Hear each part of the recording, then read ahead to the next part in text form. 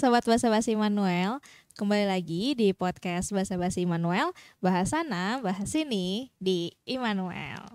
Oke, kayaknya udah kentang banget ya Kak, Pak. Ini tagline kita udah kentang banget ya. Karena sepi sih, kalau rame enggak kok. Nggak tahu. Oke, jadi di podcast bulan ini kita akan membahas tentang prosperity gospel. Prosperity gospel atau biasa disebut juga prosperity theology.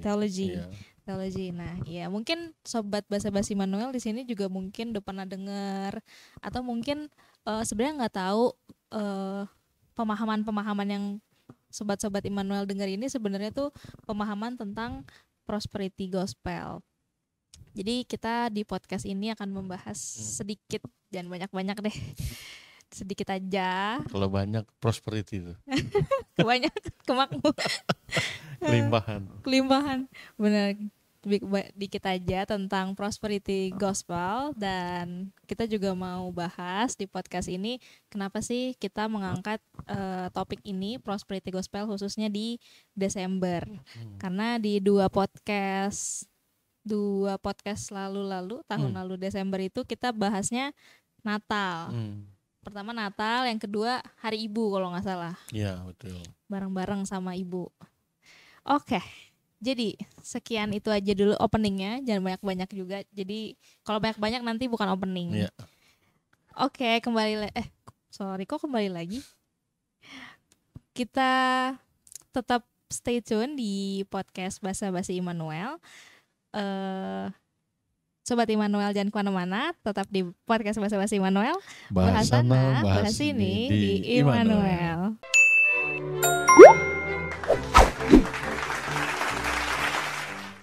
Hai Sobat Basa-Basi Immanuel, kembali lagi di podcast Basa-Basi Immanuel. Bahas sana, bahas sini di Immanuel. Oke, jadi kita langsung aja nih Pak, bahas tentang prosperity gospel atau prosperity theology. Nah, sebelum podcast ini kan pastinya saya udah research dulu ya Pak. Udah baca-baca dikit sama bantuan ChatGPT. Jadi sebenarnya kan mungkin ya kalau misalnya di sosial media gitu Pak atau di Instagram itu tuh banyak banget potongan-potongan khotbah pendeta gitu dari manapun gitu ya. Ada yang bahasa Inggris, ada yang di gereja di luar, ada yang di gereja di sini di Indonesia. Banyak banget gitu berseliweran. Kadang mungkin pemahamannya sama gitu sama yang kita tahu yang diajarin di GPIB. Tapi mungkin ada juga beberapa yang terlihat atau terdengar benar, tapi sebenarnya mungkin agak keliru atau mungkin agak bertolak belakang nih Pak sama pemahaman yang udah kita tahu. Nah, salah satunya ini si prosperity gospel. Di mana kalau yang saya baca si prosperity gospel ini atau Injil kemakmuran katanya, atau pemahaman tentang kelimpahan, kemakmuran. Nah, dia itu yang kalau yang saya baca inti pemahaman yang diceritakan itu adalah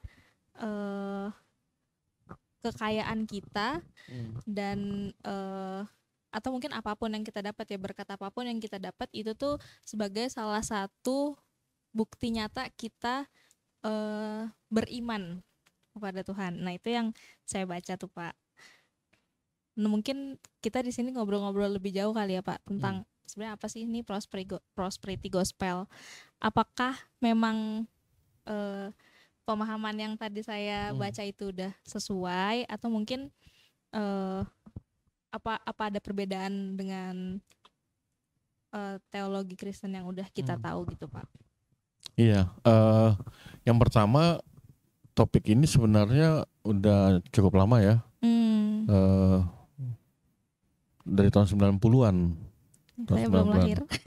Karin belum lahir. Belum lahir jadi lebih tua teologi prosperity theology atau prosperity gospel ini daripada Karin ya. Jadi memang tidak ada catatan yang mendetail yang tajam begitu ya, yang melihat bahwa sebenarnya kapan dimulainya gitu. Tapi banyak pakar atau literatur yang mengatakan bahwa ini muncul seiring dengan apa yang disebut dengan charismatic movement atau gerakan karismatik. Nah, gerakan karismatik itu muncul sebenarnya dari gereja-gereja mainstream, gereja-gereja yang tradisional gitu ya. Lalu ada komunitas-komunitas atau kelompok-kelompok yang tidak puas dengan apa yang dikerjakan oleh gereja, dengan ibadah ritual yang rutin dan lain sebagainya, sementara di sekelilingnya banyak yang miskin misalnya gitu. Nah, jadi gerakan ini muncul ada dua hal. Yang pertama, dalam tanda petik kekeringan secara rohani begitu. Kenapa? Karena terjebak kepada irama yang monoton ya, tiap minggu begitu gitu. Tadi ada Ritual aja ritualnya. gitu ya. Kemudian yang kedua, seperti tidak ada apa ya sentuhan atau gebrakan kepada situasi sosial gitu. Nah, ini muncul bukan hanya di Eropa, tapi juga di Asia gitu. Di Asia itu khususnya kalau kita lihat atau misalnya kita baca literatur itu di Korea itu terjadi besar-besaran gitu ya.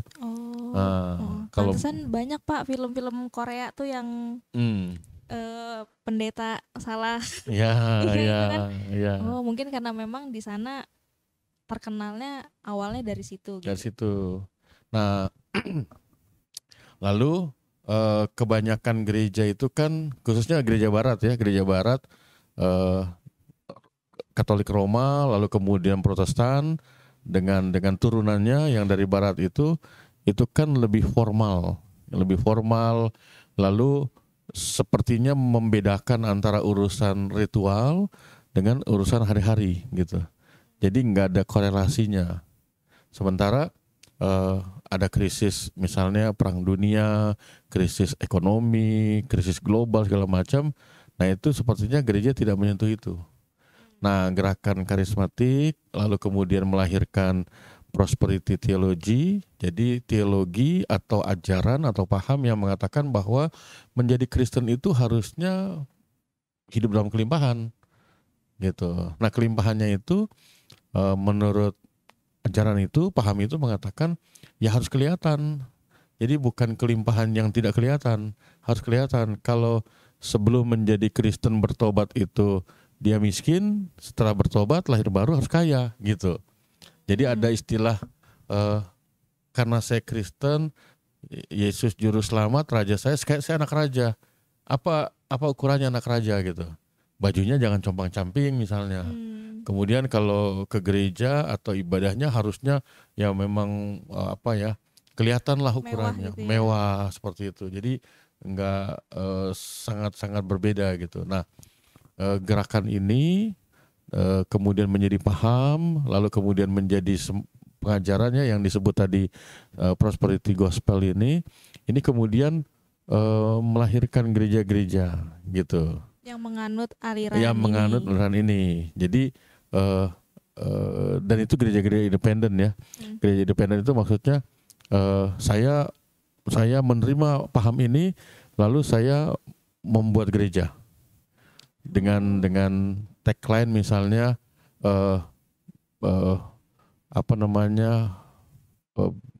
blessing, family blessing atau yang terkenal itu harvest atau apa gitu ya. Intinya pokoknya diberkati berkelimpahan gitu. Hidup berkelimpahan atau gereja yang diberkati. Pokoknya ada tagline seperti itu. Nah, itu salah satu cirinya gitu. Karena itu tidak heran di Indonesia yang memang masyarakatnya memang selalu berhadapan dengan persoalan sosial ekonomi. Nah ini jadi sesuatu yang gurih gitu, gurih dan renyah gitu. Wah ini cocok nih, saya butuh juru selamat dan juga saya butuh kaya gitu. Nah makanya rame itu gerakan itu gitu.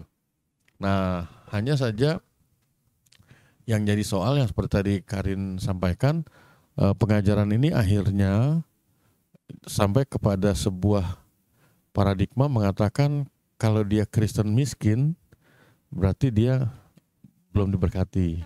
Dia belum menjadi Kristen yang benar. Iya. Jadi eh, material itu jadi ukuran iman. Nah itu yang bahaya kan. Itu yang keliru ya Pak Itu ya. yang keliru. Jadi kalau misalnya Karim menjadi Kristen, walaupun rajin melayani tapi sakit-sakitan, mereka bilang oh itu bahaya. Itu Waduh. tanda-tanda tidak diberkati Tuhan. Iya, iya. Itu salah satu ajarannya seperti itu gitu. Padahal yang saya tahu kalau orang kena kanker gitu misalnya, itu pun sebenarnya juga kan nggak diketahui, maksudnya Betul. iya genetik tapi kan bukan karena ini Betul. kan ya Pak. Betul. Benar-benar Betul. ketidaktahuan yang tiba-tiba kanker aja gitu. Betul. Nah yang jadi soal di kita misalnya yang saya perhatikan ya dalam dunia pelayanan itu, ketika ada orang Kristen dari gereja tradisional, gereja mainstream yang merasa wah monoton nih hidup saya sampai di situ, wah saya jadi lebih kaya, lebih apa gitu, jadi dicabut dari akarnya gitu. Lalu kemudian melihat saudaranya yang di gereja tradisional masih Masih miskin, miskin. dia akan bilang kamu belum benar jadi Kristen. Tandanya apa? Kamu belum diberkati seperti saya. Diberkati dalam tanda petik materi. Materi yang sesuai pemahaman yang dianut itu Betul, ya Pak. betul. Iya, iya, iya. Padahal sebenarnya mungkin yang kita pelajarin itu sebenarnya nggak gitu ya Pak. Maksudnya kayak kalaupun kita miskin ya bukan berarti kita nggak Ya, nggak beriman ya. kan. Kalau kita perhatikan baik di perjanjian lama maupun perjanjian baru, pertama hidup iman itu kan relasi dengan Tuhan. Relasi dengan Tuhan berarti kita sampai pada satu titik di mana kita sadar nih siapa kita gitu. Nah, terus kita juga tahu siapa yang menciptakan kita. Nah, karena ada pemahaman itu, maka harusnya yang muncul yang dalam iman itu adalah pengenalan yang makin dalam. Nah, dari pengenalan yang makin dalam itu, maka dia juga akan dalam tanda petik ya, dia akan memetakan bahwa ini yang harus saya kerjakan, tapi ada yang beyond saya, yang itu adalah kuasa Tuhan gitu. Jadi tidak dipaksakan gitu. Sehingga apa? Sehingga hidup iman itu dia tahu apa yang menjadi tanggung jawab saya mengerti siapa saya, lalu apa yang harus saya lakukan. Tapi di balik itu juga saya tahu ada Tuhan yang lebih berkuasa. Artinya apa? Artinya kalau misalnya saya jadi Kristen, saya miskin, saya nggak putus asa gitu. Kenapa? Karena saya tahu nih, saya percaya pada juru selamat, dan juru selamat itu bukan hanya berkarya di Golgota sana, tapi sampai sekarang pun mendampingi saya gitu. Nah, soal kemudian saya menjadi lebih kaya secara material, atau saya menjadi lebih terkenal, atau saya lebih berkelimpahan, itu mengikuti. Jadi bukan dibalik atau yang terutama gitu. Itu yang sebenarnya berbahaya gitu ya. Karena itu juga yang kemudian kalau kita misalnya mengingat kisah Ayub gitu ya, di perjanjian lama, ketika dia sakit, ketika anaknya meninggal, langsung 3 sahabatnya sama satu yang lebih muda lagi mengatakan, Ayub ngaku dosa. Jadi seolah-olah itu semua karena dia berdosa, gitu. Padahal dia tidak gitu. Makanya Ayub bilang, loh saya gak punya dosa, saya gak punya kesalahan, kalaupun itu terjadi saya gak ngerti. Nah ini yang berbahaya yang tadi Karin bilang kan, kanker itu kan gak kelihatan, dan dia muncul itu kan sekian puluh tahun gitu. Ketika dalam kondisi tertentu dia baru muncul, dan ketika munculnya itu kan kita juga tidak bisa menebak di stadium berapa. Betul. Bisa 2, bisa 4, dan terlalu cepat gitu kan. Nah ketika itu terjadi, ajaran ini mengatakan bahwa wah itu berdosa tuh, ada yang salah. Nah itu yang berbahaya gitu. Maksudnya ukuran-ukuran itu dijadikan dasar untuk menilai bahkan memvonis orang, iman seseorang gitu. Iya banyak sih Pak. Kalau misalnya mungkin kalau misalnya aku ngelihat di sekitar sini aja, maksudnya di sekitar saya gitu. Yang paling sering itu orang ngejudge orang yang sakit parah itu karena kamu ada salah apa. Kayak coba kamu inget-inget kamu belum minta maaf sama siapa, terus kayak ya padahal sebenarnya kan nggak ada korelasinya gitu ya Pak. Maksudnya kayak ya sakit aja Tuhan. Kadang pun kalau misalnya saya ini ya Pak, maksudnya saya memperhatikan gitu ya, banyak orang yang kayak gitu, tapi kalau yang diajarkan ke kita nih di GPIB Hmm. khususnya, eh, yang saya tahu itu kalau misalnya kita kena sakit atau misalkan kita menderita gitu ya Hmm. karena sesuatu hal, itu sebenarnya pun diizinkan Tuhan juga kan Pak Iya, untuk iya, kita makin lebih beriman lagi. betul. Jadi bukan karena benar kata Bapak gitu ya, kayak Hmm. bukan dibalik kita sakit karena kita nggak beriman, tapi Betul. justru sebenarnya dari sakit itu Tuhan pun bisa buat kita lebih beriman lagi gitu. Iya, jadi sebuah proses pendewasaan ya. Mm-mm. Jadi makin bersandar, makin mengoreksi diri gitu. Benar. Nah, yang paling sering itu kan terucap, oh kamu berdosa. Mm-mm. Padahal kan judge seorang itu berdosa itu kan bukan ranahnya kita. Betul. Saya pun sebagai seorang pendeta nggak bisa dengan mudah mengatakan, Karin kamu berdosa, Karin. Nggak bisa. Karena dosa itu dalam dalam pemahaman yang paling mendasar, dosa itu kan sikap hati dan tindakan yang menentang Tuhan gitu. Kalaupun memang kita tahu nih seseorang menentang Tuhan, tapi itu pun bukan haknya dia atau hak saya untuk mengatakan kamu berdosa gitu. Itu yang di beberapa saudara kita ya, ketika melihat secara materi kurang atau apa, langsung dijudge berdosa gitu. Kurang ke gereja. Kurang dekat sama Tuhan, kurang apa gitu. Padahal kan saya, Karin hidup di dunia yang banyak interaksinya kan, bukan satu arah tapi banyak arah, multi arah malah gitu. Artinya apa? Kalau kita keluar rumah bawa kendaraan, kita udah hati-hati, belum tentu juga kita selamat. Betul. Iya kan? Nggak ada yang bisa menjamin Nggak ada yang itu bisa ya. menjamin. Terus ketika kecelakaan, terus kalau yang mengajarkan itu akan bilang, wah dia ada dosa tuh, makanya dia kecelakaan. Iya. Padahal kan dia udah ini yang selebor yang Bahkan diem aja kita bisa diam aja bisa ketabrak begitu. ya. Saya punya 2 contoh ya. Pernah waktu pelayanan di Bekasi gitu ya, di satu jemaat, saya kenal ada seorang teman, dia guru sekolah minggu waktu itu namanya pelayan PA.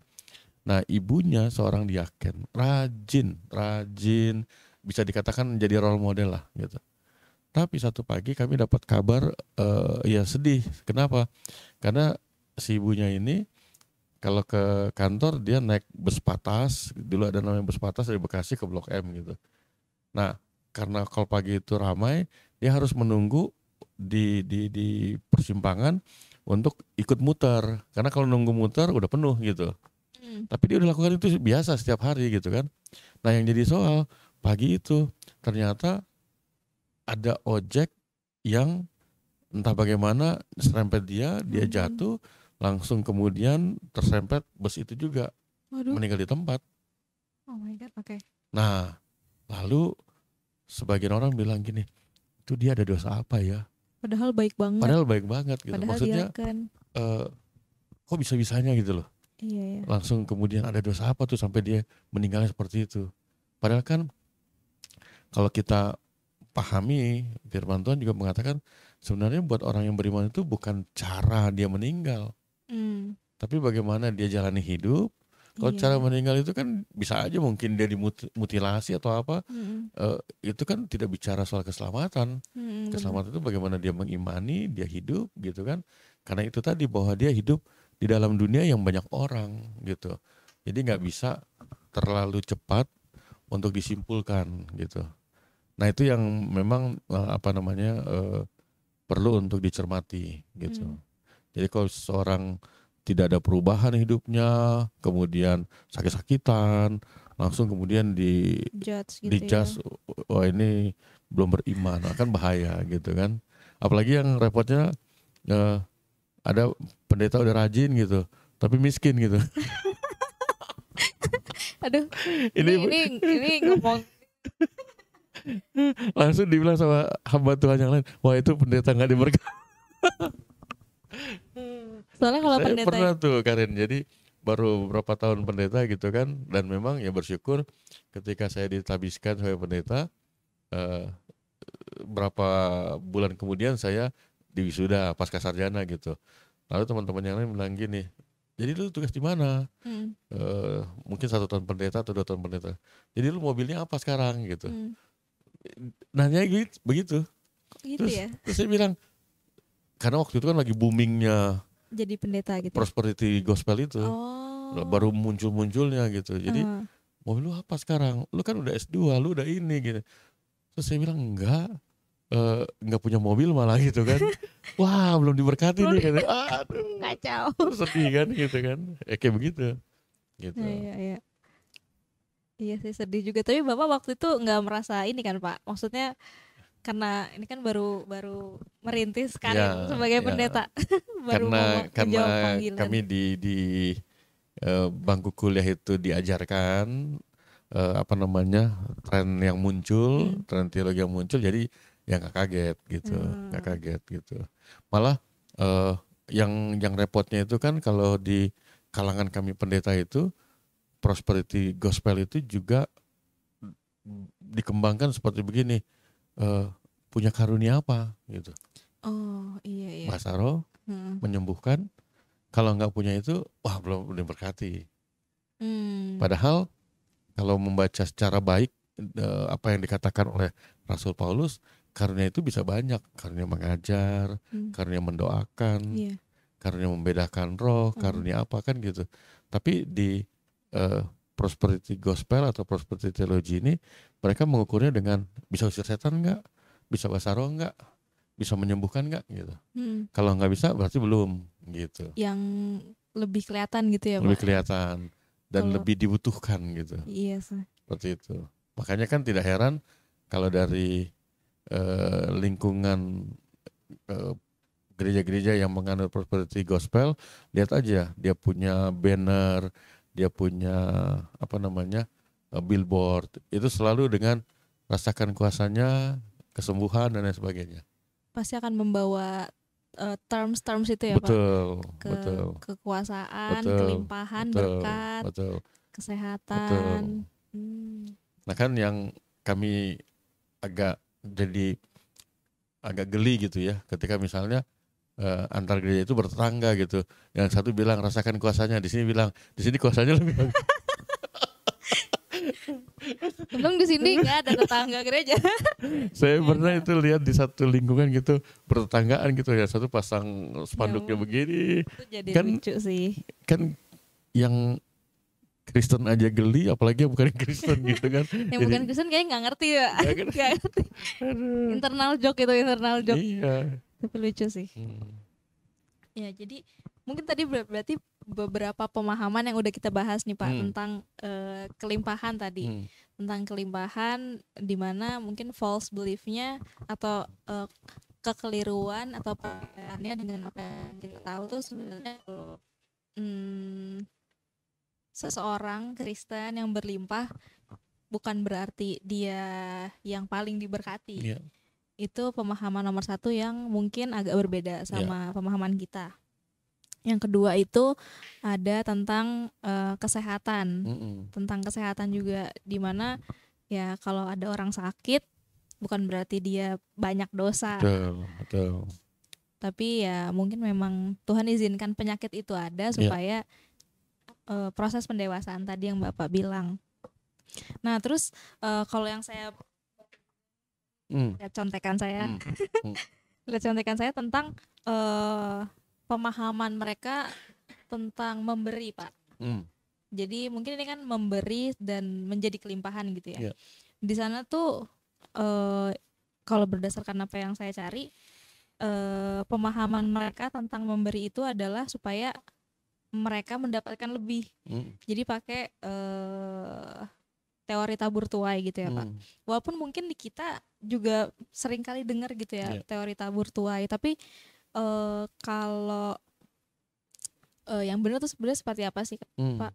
Karena mungkin ini agak keliru gitu ya.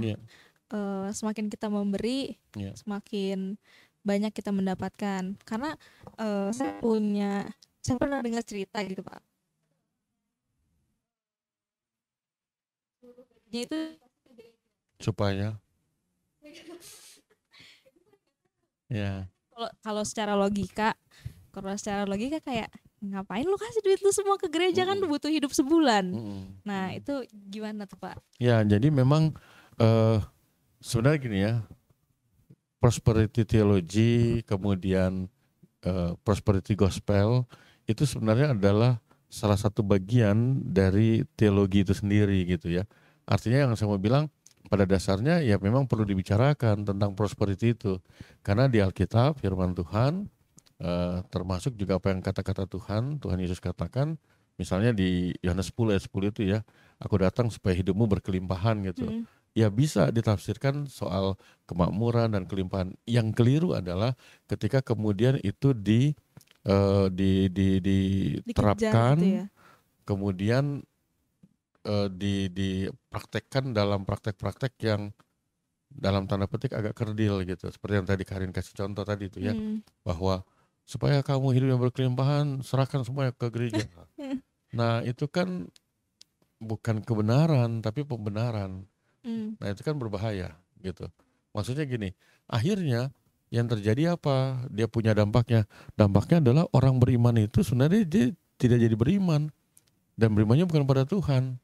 Berimannya kepada uang jadinya kan. Iya benar. Saya berikan itu bukan untuk makin dekat sama Tuhan, makin berserah sama Tuhan, tapi makin mau supaya dapat lebih banyak.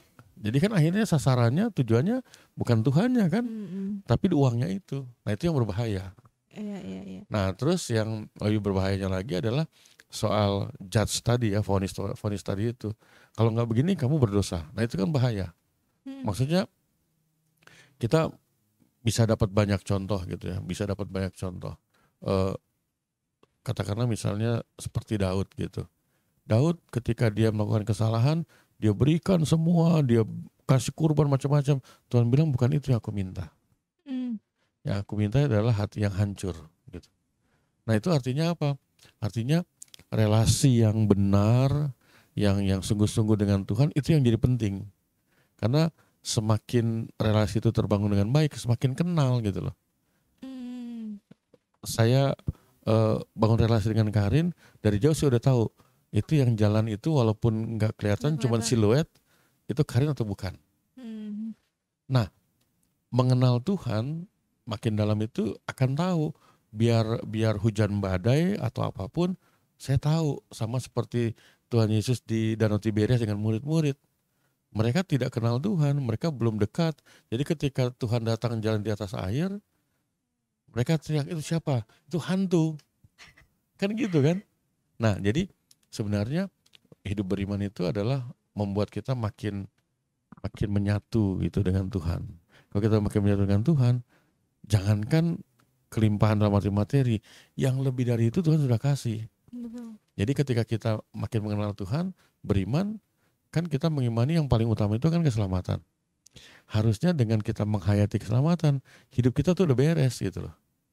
Hidup beres dalam artian gini, kita tidak lagi bekerja atau katakanlah kasih persembahan atau praktek apapun untuk menimbun harta, enggak.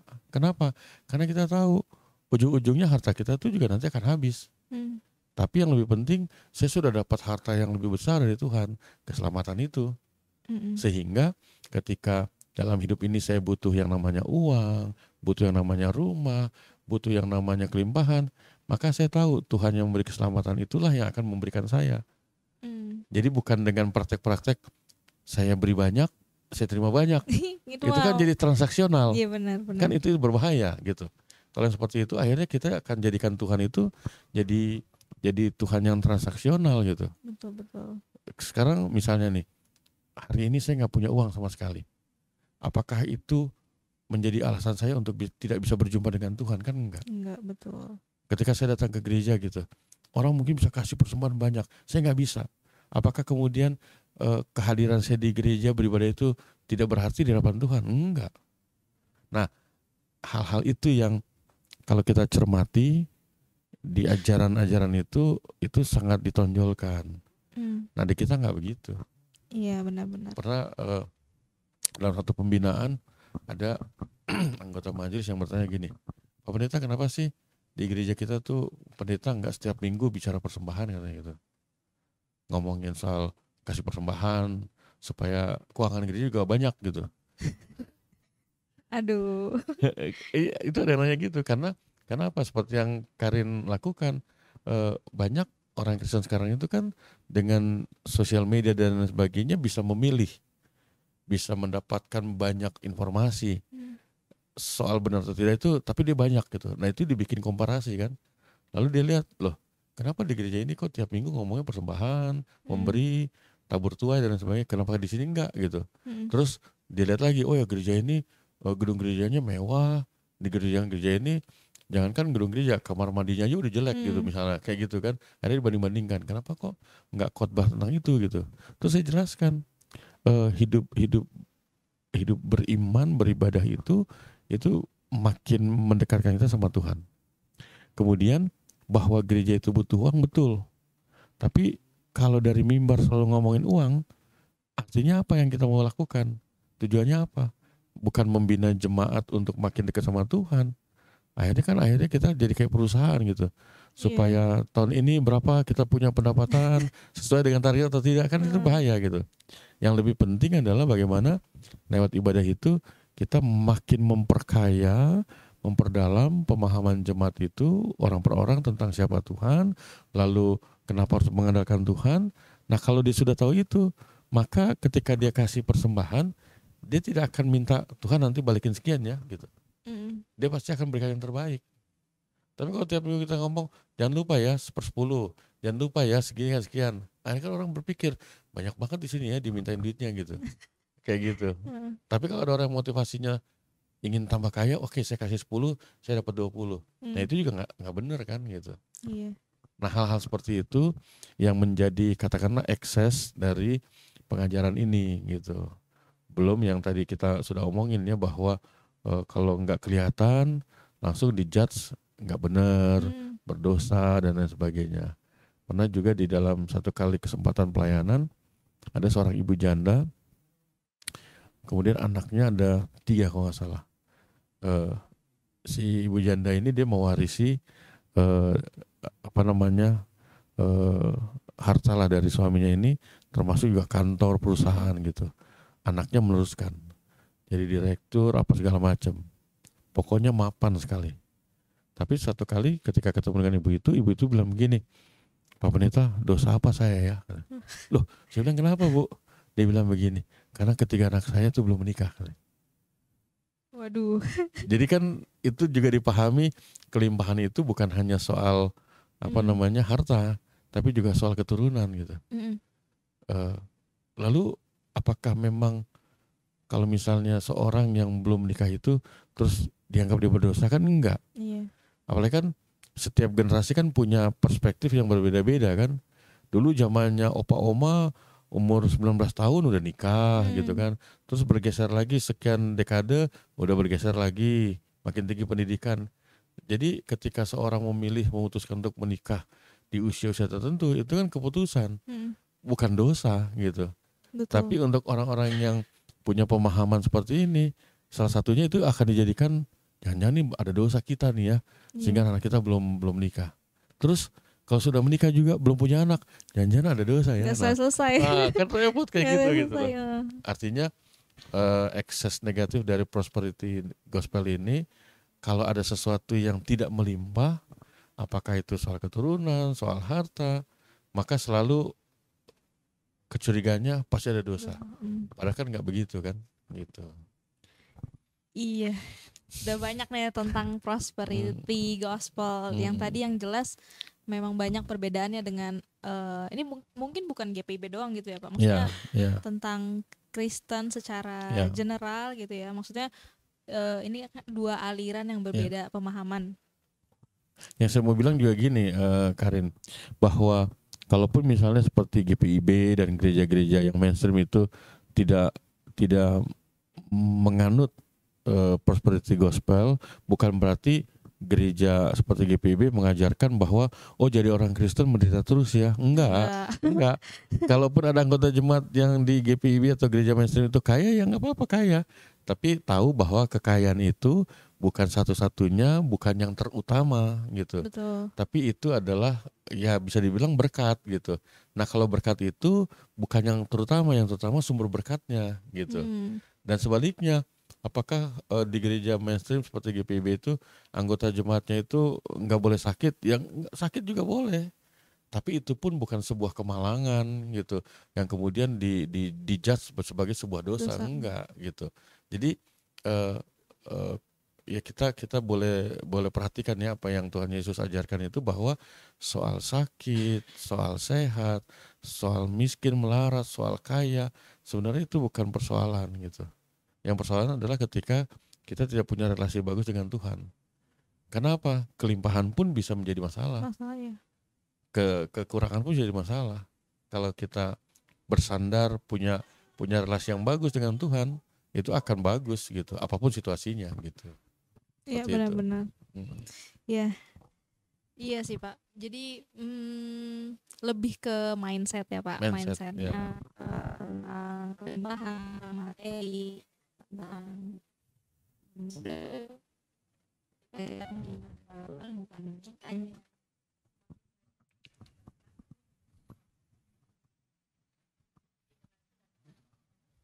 Ya.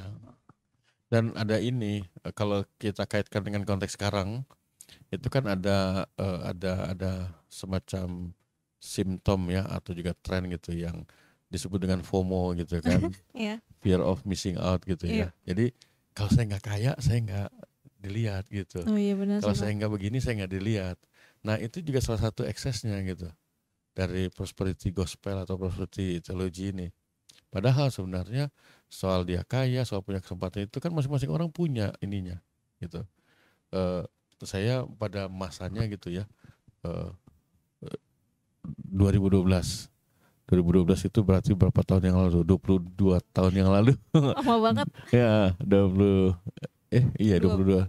12 Ya, tahun. 12 tahun yang lalu, 12 12 tahun yang lalu. Jadi sebelum 2012 itu saya dalam tanda petik ya cemburu gitu, cemburu sama para pendeta yang masukin di FB itu ke Israel gitu. Wah, kapan ya, saya ngomong sama ibu istri saya bilang kapan ya kita ini ya gitu. Tapi ya kita ngobrol-ngobrol akhirnya sampai pada satu kesimpulan bahwa gak usah dipikirin lah gitu, kalau memang pada waktunya ada gitu.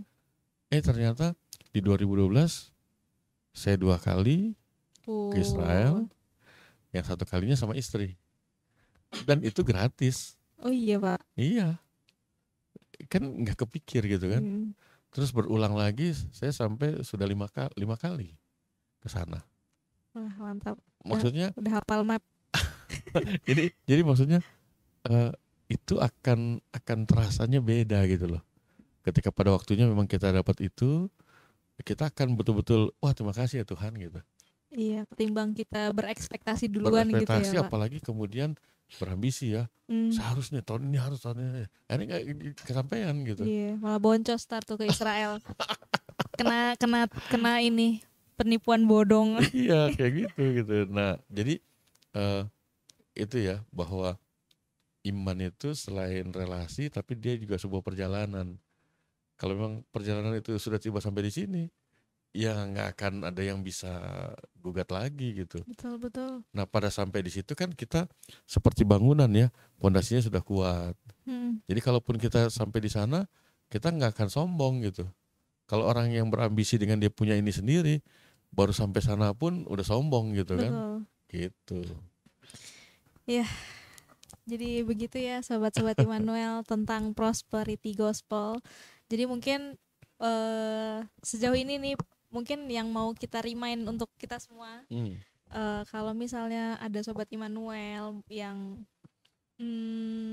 lagi mengalami kemalangan, penderitaan, atau mungkin ada orang di sekitarnya yang lagi banyak dapat berkat, kelimpahan, itu mohon diingat kalau sebenarnya itu bukan semata-mata ada hubungannya dengan seberapa besar imannya.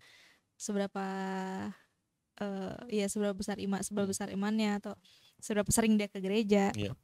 Tapi memang ya itu waktunya mungkin emang Tuhan izinkan untuk mereka mendapatkan itu.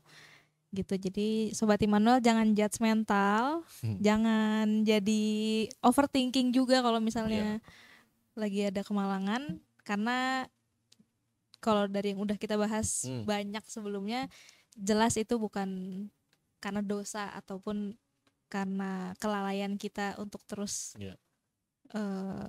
beriman sih, bukan karena itu. Oke, cukup panjang. Tapi semoga dipahami dengan Sobat Immanuel. Selanjutnya kita akan bahas, Pak, sebenarnya kenapa sih kita angkat tema ini nih di bulan Desember. Karena sebenarnya ada hubungannya dengan Natal. Iya. Karena kita kan menjelang Natal nih. Oke, jadi Sobat Immanuel jangan kemana-mana. Tetap di podcast Basa Basi Immanuel. Bahas sana, bahas ini di Immanuel.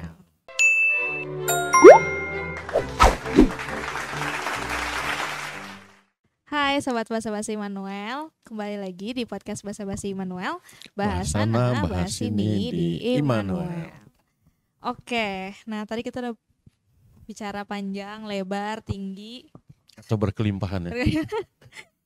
Dengan topik kita tentang prosperity gospel. Sekarang kita mau bahas kenapa sih kita angkat tema ini di bulan Desember, apa hubungannya dengan Natal. Sebenarnya kalau misalnya kita mau cocokologi, mau dikorelasiin, sebenarnya untuk memperkuat ini, mungkin untuk memperkuat untuk menjustifikasi adanya si pemahaman ini kali ya Pak. Maksudnya Tuhan pun lahir kan di kandang domba gitu ya, nggak ada mewah-mewahnya sama sekali. Nah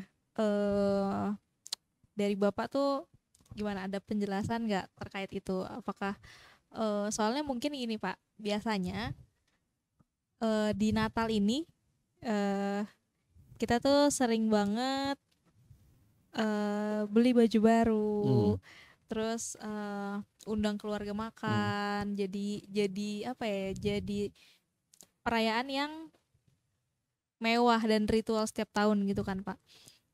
Jadi setiap Natal, setiap akhir tahun ingatnya udah mau Natal nih, mau beli baju baru atau enggak nanti kita pergi ke sini mau makan apa. Nah, dari Bapak gimana? Iya, mungkin saya mulai dengan sebuah pernyataan yang mengatakan begini, Christmas without Christ is only mass, ya kan? Artinya Natal tanpa Kristus, ya sebenarnya dia hanya sebuah pesta biasa atau sebuah kekacauan gitu.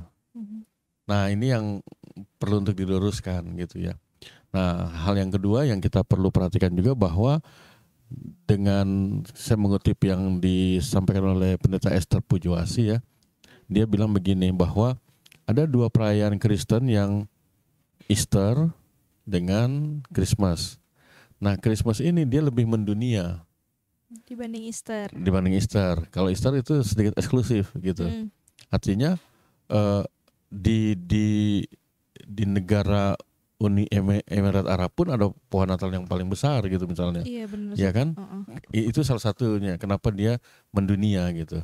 Nah, karena dia mendunia akhirnya dia menjadi ya jatuh-jatuhnya jadi entertain, komersil yang mestinya ini dicermati gitu oleh kita gereja, siapapun kita gereja atau kita sebagai orang Kristen, supaya apa? Supaya jangan tren yang mendunia itu justru menarik kita dan kita malah kehilangan akarnya. Justru harusnya kita yang mencerahkan gitu. Nah, pada masanya kita juga ingat bahwa Natal itu nggak bisa dilepas dari Santa Claus, Sinterklas. Ada kesukacitaan buat anak-anak gitu ya. Tapi karena itu juga sudah menjadi budaya dunia. Jadi kalau Natal itu pasti yang dimunculin ya Santa Claus gitu. Kita lebih gelisah kalau tidak ada hiasan Sinterklas dengan pohon Natal daripada palungan. Ini pasti saya yakin Pak, di antara jemaat kita Hmm. pasti rumahnya udah ada Udah ada hiasan hiasan dan di Natal. pintu-pintu itu kan Sinterklas yang dipasang gitu kan. Terus di pohon Natalnya gitu. Palungan malah enggak. Justru ketika kita bicara soal kesederhanaan itu ya. Jadi sederhana itu beda dengan miskin. Hmm. Sederhana itu adalah keputusan dewasa. Kenapa saya memilih ini gitu. Ada alasannya. Kalau miskin itu kan satu kondisi yang tidak bisa dihindari kan gitu kan. Betul. Udah berusaha nggak bisa gitu. Nah, jadi kesederhanaan Natal itu adalah sebuah keputusan ilahi, keputusan Allah yang bukan hanya soal palungannya, tapi juga soal bagaimana dia mau menjadi manusia. Itu kan menurut saya itu dahsyat lah gitu. Saya saja misalnya dengan kapasitas sebagai pendeta, sebagai ketua jemaat, kadang-kadang punya batasan-batasan untuk sejauh mana ya saya merendah gitu. Tapi Tuhan mau merendah segitu rendahnya sampai dia masuk dalam dunia ciptaannya gitu. Itu kan nggak masuk akal gitu. Tapi itulah karya Tuhan. Ketika dia masuk dalam rahim seorang perempuan, terus kemudian menjalani proses persalinan, proses kehamilan itu, dan itu tercatat dengan baik di dalam Injil Lukas. Ketika baru trimester pertama sampai kemudian mau melahirkan, itu proses alami dijalanin gitu. Sedetail itu Tuhan buat gitu. Jadi ini yang harusnya menjadi apa ya, ingatan buat kita bahwa ketika masuk di Christmas season ini atau musim Natal, suasana Natal, ya kita kembali ke situ gitu untuk apa sih yang mau kita bangun nih gitu ya. Orang kan ketika Natal cari yang bling-bling, yang wah seru gitu ya. Terus kebanyakan orang merasa Natal di luar gitu, di mall kah, di hotel kah, dengan menyanyi di sana, menyanyi di sini, tampil di sana di sini. Tapi ketika kembali ke rumah tinggal capeknya. Padahal Yusuf dan Maria, bayi Yesus, Natal itu di keluarga. Nah sekarang banyak orang kehilangan makna Natal di keluarga. Nah itu yang mau dikembalikan gitu, mau diingatkan bahwa kelimpahan secara materi itu tidak lebih baik ketika keluarga itu punya kelimpahan kasih sayang, damai dan seterusnya. Itu yang lebih penting sebenarnya. Karena apa? Karena ketika itu dirasakan, maka situasi apapun, seperti yang tadi saya cerita pengalaman gitu ya, ketika kita udah dalam tanda petik beres gitu ya, bahwa saya rasa damai, tenang, maka ketika ada pencapaian tertentu tidak jadi sombong. Ketika kita drop atau misalnya ada kegagalan, kita juga nggak langsung hilang harapan, enggak. Karena kita sudah punya ada yang nggak bisa tergantikan gitu. Nah, Natal itu dimulai dengan Allah yang sederhana gitu. Jadi bukan dia yang datang langit terbelah, kemudian fenomenal, kemudian tentara malaikat gitu. Terus kemudian ya ada sesuatu yang bagaimana yang betul-betul sensasi gitu, enggak, tapi datang dengan kesederhanaan, dengan proses yang dijalani oleh manusia gitu. Nah ini yang sebenarnya mau dibilang apa ya, nilai-nilai dasar hidup kita gitu. Nah itu yang harus dikembalikan gitu.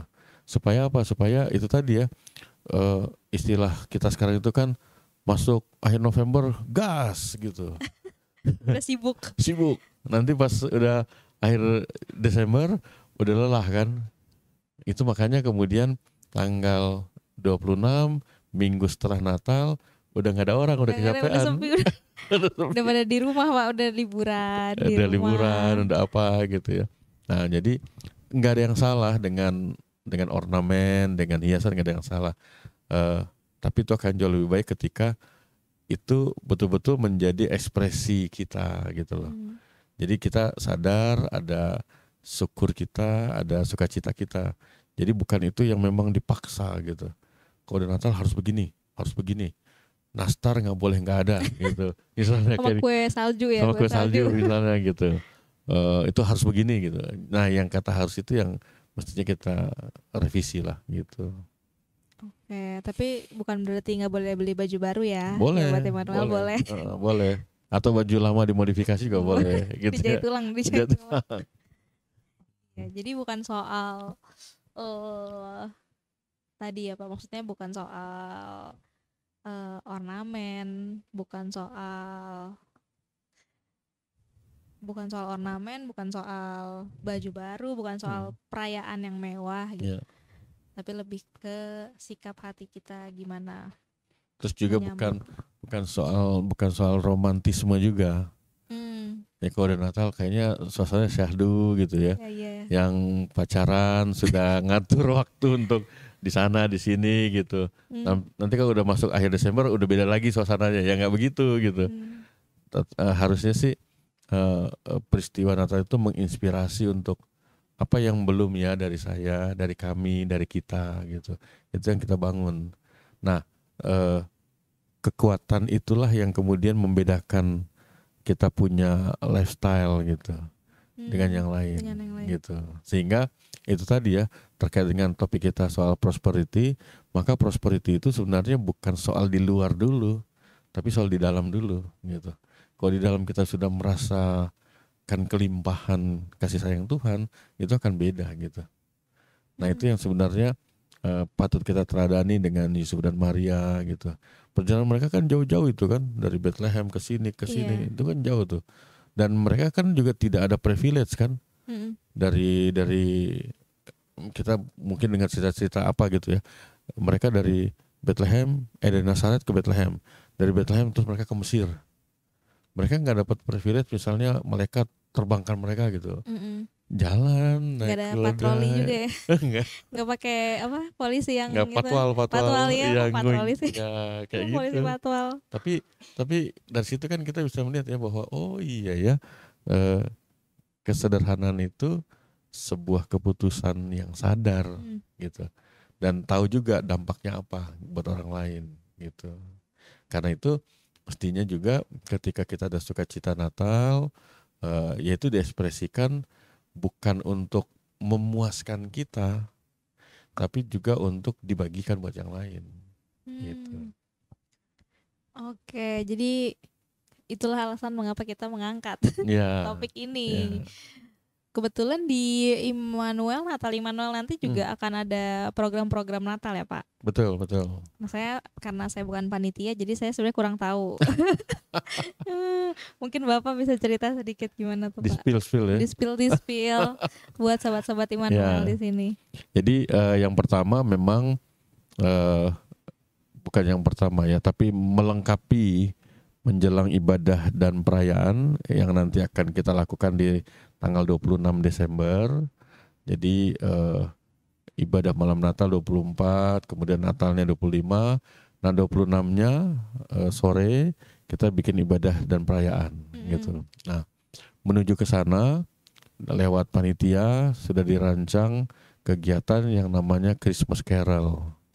Nah Christmas Carolnya itu menarik, yang disampaikan oleh panitia bahwa mereka akan berbagi sukacita menjelang Natal itu dengan di jemaat kita kan ada penerima bantuan diakonia. Nah jadi nanti pada waktunya mereka ada ibadah diakonia begitu, mereka juga akan hadir, lalu akan ada yang makan bersama, tapi sekaligus ada sedikit katakanlah bingkisan natura gitu, dan itu bingkisan natura yang memang juga dihimpun dari jemaat. Gitu. Jadi panitia meneruskan gitu, sehingga mungkin nggak banyak, nggak berlimpah gitu ya.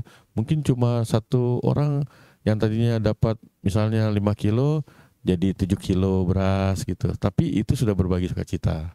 Nah kemudian selain para penerima bantuan diakonia, terus ada juga nanti akan Christmas Carol. Kita itu kan ada anggota jemaat yang memang karena sakit nggak bisa datang ke gereja.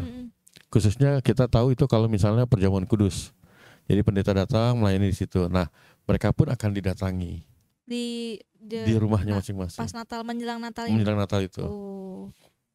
Jadi buat anggota jemaat yang sakit, lansia yang memang tidak bisa ke gereja, yang selama ini dalam tanda petik ya masuk dalam daftar pelayanan perjamuan keliling itu mereka akan didatangi gitu. Dan memang lumayan jauh-jauh kan, ada yang di Sawangan, ada yang di Depok Lama gitu. Nah mereka akan didatangi ya, kita berbagi sukacita menyambut Natal sekaligus membawa bingkisan itu gitu. Nah kemudian juga dari panitia merancang untuk oh ya kalau kita ke sana yang di sini juga perlu diperhatikan. Contohnya misalnya yang hari-hari di gereja ada karyawan kantor, kemudian ada koster, ada security, itu juga nanti mereka dapat kunjungan gitu ya. Dalam artian ada perhatian. Lalu kalau memang nanti memungkinkan dari yang dikumpulkan natura-natura itu nanti juga akan ditambah lagi, misalnya ada anggota jemaat kita yang misalnya profesinya ojol misalnya, atau misalnya apa namanya itu tenaga kebersihan gitu ya. Nah itu nanti akan di list gitu, dan itu mereka juga akan jadi perhatian. Intinya lewat kegiatan itu mau dibagikan sukacita Natal. Nah semua yang dibagikan itu adalah apa namanya, ungkapan syukur dari jemaat, dan jemaat itu mengungkapkan syukur membawa donasi natura bukan supaya hidupnya berlimpah. Semoga Kan kembali ke situ ya. Tapi justru karena mereka sudah melimpah, mereka mau berbagi gitu. Nah itu yang kita mau bangun. Nah karena itu nanti mungkin mulai dari hari Minggu tanggal 1, tanggal 8 gitu ya. Nanti kita rencananya panitia sudah mulai pasang pohon di dalam gereja sama di luar. Nah yang di dalam itu kan untuk menunjang kegiatan ibadah. Sehingga di dalam itu nanti pohonnya di minggu pertama masih kosong, kemudian minggu kedua mulai dihias gitu ya. Nanti sampai dengan malam Natal baru dinyalakan lampunya. Nah di bawahnya, di kaki pohon itu nanti akan ditaruh itu beras, seberapa banyak anggota jemaat mengumpulkan, taruh di situ. Hasil donasi natura itu tadi sebagai apa yang namanya visualisasi bahwa ini loh Natal kita, dari kesederhanaan kita mau berbagi. Jadi gitu. kado Natalnya ya. Kado Natalnya gitu. Bukan pakai kado-kado kosong gabus-gabus. Tapi berupa donasi natura yang akan benar-benar kita bagikan. Nah, kalau yang di depan kan itu dia jadi ornamen ya. Jadi kalau di depan pohon Natal itu memang untuk hiasan. Jadi mulai dari dipasang itu sudah bisa jadi salah satu tempat untuk foto booth gitu ya. Untuk banyak Natal, sih ya. Langganan ya. Sobat Immanuel pasti. Jadi jangan ragu-ragu gitu ya. Kalau perlu bawa kamera juga silahkan. Boleh ya Pak? Boleh.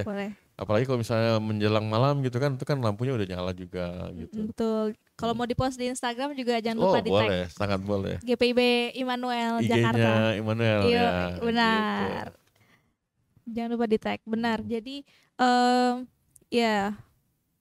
menyangkut dengan tadi prosperity gospel tentang memberi, di mana sebenarnya program ini sebenarnya udah kita jalankan juga ya Pak, dari tahun lalu dan lancar gitu ya. Banyak juga yang merasakan sukacita itu juga dari hasil upaya kita.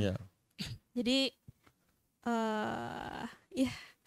untuk sobat-sobat Immanuel juga yang mungkin mau ikutan programnya, mau bergabung, ini nanti akan disampaikan juga di Warta Jemaat ya Pak. Warta Jemaat di sosial medianya Immanuel itu disampaikan. Nah kalau tahun lalu itu Karin bisa ingat ya bahwa pohon yang di dalam kita hias dengan kertas doa. Kertas doa. Nah kalau yang sekarang dari panitia mereka merancang untuk nanti dihiasnya dengan kain dari motif masing-masing daerah. Untuk mengatakan bahwa ya Natal itu juga harus dirasakan oleh masyarakat Indonesia. Jadi kain-kain itu mewakili bahwa ya gereja itu ada di Indonesia loh gitu. Bukan produk barat. Ya, bukan snow salju gitu. Tapi kebanyakan salju soalnya. Ornamennya pun dibentuknya salju. Nah, nanti panitia akan juga beri kesempatan buat jemaat yang memang punya kain motif daerahnya, nanti akan diatur dipasang jadi dekorasi gitu. Supaya untuk mengatakan bahwa kita hadir sukacita Natal ya di sini, bukan di Eropa sana. Iya. Gitu, seperti itu. Biar ini ya Pak, maksudnya GPIB banget nih, Indonesia banget. Indonesia gitu ya.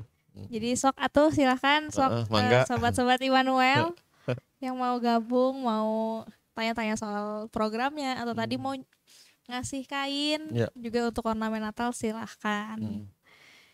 Bisa buka di website sama itu Linktree-nya Immanuel ya. Oh iya, di Situ Instagram, di Instagram Immanuel ada. Kalau mau tanya-tanya lebih lanjut bisa komen aja langsung di YouTube, pasti ada yang lihat. Nanti akan dibalas oleh admin. Salah satunya Karin dan salah 3, 4, 5, 6 ada tim. Ada sampai 100 timnya. Rame-rame. Oke.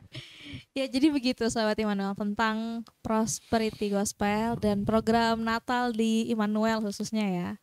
Yang selalu mencoba untuk mengupayakan memberikan sukacita ke sekeliling gereja di sini, sekeliling gereja ini. Oke, Sobat Immanuel, udah banyak banget yang kita bahas. Dan bukan kebetulan juga sih, ini memang sudah direncanakan menjadi podcast terakhir kita di tahun ini. Di tahun 2024. Di tahun 2024 ditutup oleh saya dan Bapak. Yang tahun ini dibuka oleh saya juga. Dan Ibu. Dan Ibu, nanti ada foto Ibu di sini. Ya, jadi sudah setahun kita podcast lagi. 2 tahun. 2 tahun. Kalau misalnya dari Sobat Immanuel ada yang mau menyampaikan atau memberikan saran, kira-kira apa nih yang mau dibahas? Iya, betul. Itu juga boleh ya disampaikan ke kita lewat komen sembari kita menyiapkan topik-topik lainnya yang lebih seru dan menarik di tahun depan. Jadi bebas ya, maksudnya topiknya nggak dibatasi apa gitu ya. Kalau memang ada yang muncul di masyarakat yang mau bertanyakan nggak apa-apa, ini medianya gitu. Betul. Karena kemarin kita sempat bahas tentang child free. Iya. Itu kan tren-tren yang sedang ada di tahun ini, child free. Terus apa yang Christianity itu loh Pak, saya lupa. Kristen progresif. Iya, Kristen progresif itu juga. Tapi itu kayaknya di B3 ya Pak ya. Di B3 ya. Itu juga boleh, silahkan.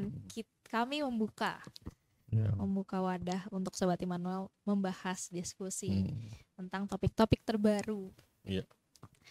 Ya, jadi terima kasih untuk Sobat Basa-Basi Immanuel yang sudah menonton sampai detik ini. Saya harap Sobat-Sobat Immanuel merasa terhibur, merasa mendapatkan banyak pelajaran juga dari podcast-podcast selama setahun ini. Doakan juga untuk tim podcast supaya kedepannya bisa lebih banyak wawasan, bisa lebih banyak topik yang bisa kita bahas. Dan Geneva juga udah mulai bergabung ya, sudah belajar ya. Geneva mulai bergabung. Geneva yang mana nanti tanya Karin gitu ya. Nanti di sini ada fotonya juga deh. Ada fotonya, kita mau jadi fotonya. Iya, jadi itu selain topik sebenarnya kalau ada Sobat Immanuel yang berkerinduan untuk ikut pelayanan podcast juga silahkan. Karena memang Karin menurut saya digital ministry itu harus kita kembangkan gitu. Artinya bukan hanya ketika waktu COVID ya kita gunakan digital ministry gitu ya, tapi sekarang memang sudah dunianya gitu. Dan ternyata kan talent kita bukan banyak gitu. Betul. Cuma mungkin ada teman-teman yang di mana ya, gimana ya gitu. Nah, kesempatan ini Kak Karin buka itu, jangan ragu-ragu gitu. Betul. Langsung aja komen di YouTube atau datang ke gereja bisa. Tanya-tanya di sini. Mungkin ada yang kenal Bang Dev ya, itu juga salah satu tokohnya gitu ya. Betul. Ya hubungi aja lah semua orang di sini yang mungkin pemuda-pemuda dari anak-anak GP pasti ada lah, bisa. Oke, Sobat Basa-Basi Immanuel, podcast ini akan tayang di Spotify dan YouTube seperti biasa. Jangan lupa nyalakan loncengnya. Kalau begitu, sampai di sini pembahasan kita. Terima kasih untuk tim pendukung. Terima kasih untuk tim Ada pendukung. 100.000 orang. Ya. Iya. Oke. Sampai jumpa di podcast Basa Basi Immanuel tahun 2025. Jadi kita boleh sampaikan selamat masuki Minggu Advent, kemudian menyambut Natal dan merayakan Natal nanti. Merayakan Natal. Tahun baru juga. Iya, gitu ya. Banyak nih. Kita nggak ketemu lagi selama setahun.